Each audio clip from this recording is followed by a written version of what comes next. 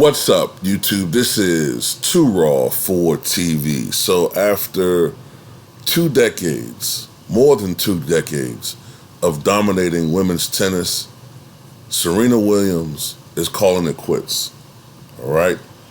In a piece that she penned for Vogue, as well as in a post on Instagram, the 23-time Grand Slam champion said that while she still loves tennis, she's ready to move on to new things, and that after this year's U.S. Open at the end of August, she will be retiring from tennis. In my opinion, she's the greatest female tennis player of all times.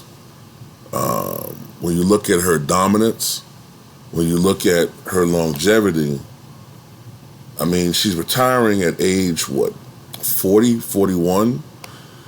And she still was amongst the best tennis players in the world.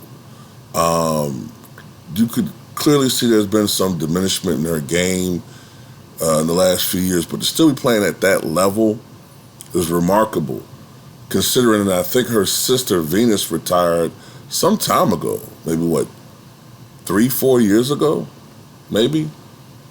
And when I was growing up, tennis players, they didn't have that long a shelf life. Usually most tennis players reach their peak in their late 20s, maybe very early 30s at best. So for her to be playing this long and still this effective and this potent late in her career is remarkable. And as I said before, I think she's the greatest female tennis player of all times.